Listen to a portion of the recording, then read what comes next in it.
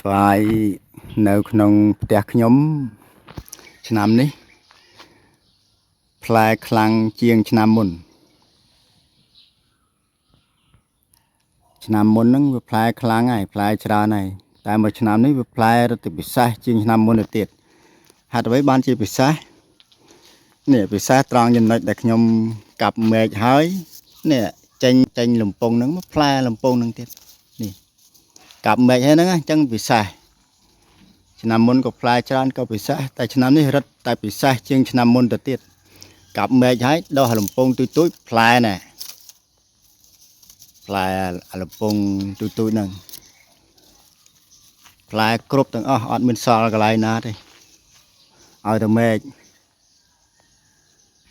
ហើយមកមែកនេះចុងនេះងាប់នេះចុងតិចនេះងាប់ហើយដល់ពេលមកចេញប្រឡកចេញលំពងតិចនេះមកចេញមកផ្លែណែអានេះចកោមនេះពាត់មកណាលំពងតិចហ្នឹងផ្លែណាអូនេះបែបគ្រួសារខ្ញុំដាក់អញ្ចឹងកុំឲ្យវាបាក់កងនេះដាក់អញ្ចឹងវិញផ្លែពេកនេះមកមែកនេះប្រាស់ដីនេះផ្លែសម្បើមនេះមួយមែកនេះផ្លែនឹងប្រហែលចង់20នេះចេញប្រឡកតិចហ្នឹងក៏ផ្លែសាហាវដែរនេះអាចុងនេះងាប់នេះអាចុងនេះងាប់នេះតែចេញប្រឡកមកទៀតផ្លែមែកមួយនេះ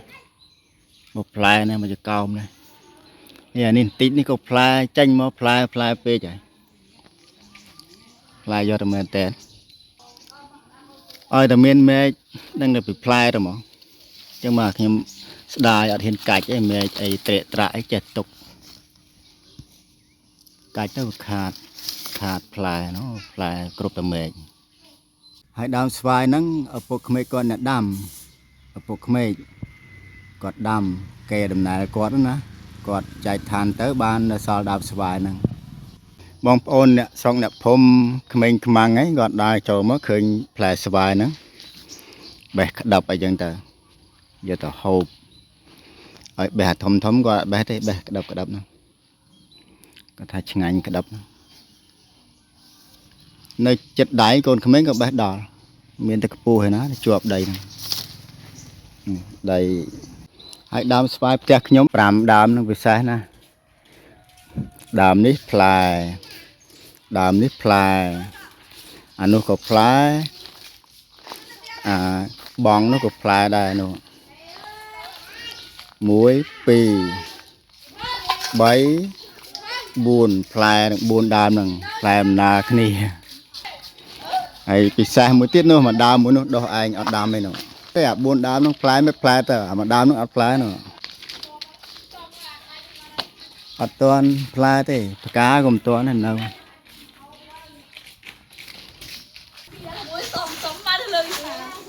ចឹងវាពិសេសមែនតើហើយមីជូមានរហូតពេលប្រហែលដើមហ្នឹងវាចង់អស់ផ្លែហើយមួយដើមនេះចេញផ្កាមកចាប់ដើមមានក្តាប់អញ្ចឹងប្រហែលដើមនេះអស់អានោះមានអញ្ចឹងមួយឆ្នាំហូបមីជូមិនខ្វះទេអ្នកក្បែរហ្នឹងមកសុំនឹងមីជូហូប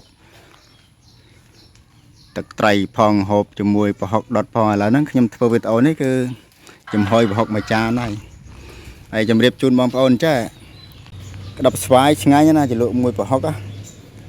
ប្រហុកដុតក៏ឆ្ងាញ់ប្រហុកចំហុយក៏ឆ្ងាញ់ជាង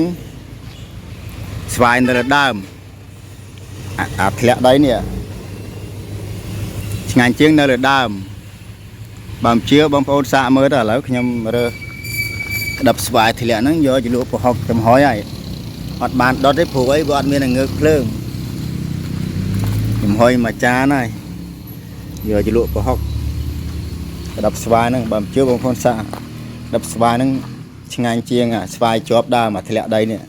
ជ្រលក់ជាមួយប្រហុកដុតជ្រលក់ជាមួយប្រហុកចំហុយឆ្ងាញ់ណាស់បើមិនជឿសាចេះពីគ្រូដែរមានហើយគាត់សុំខ្ញុំរើសក្តាប់ស្វាយខ្ញុំឲ្យគាត់បេះនៅដើមទៅបាយរើសទេ có ăn prom có chết rồi có thay giờ đập xoài thật lẽ đời dù mình có đập rạp đời hôm sau mới đó bị ngành thì có tham mẹ chẳng đập xoài này thật lẽ ngành chiến ở chọp đa chỉ lộ cho mùi vào họcแล้วខ្ញុំចំហុយvào học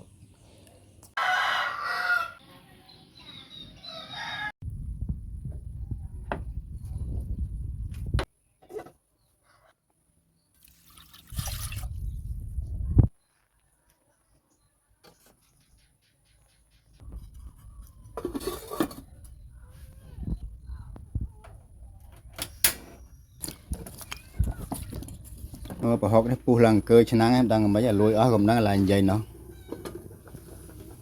là mớm chả nó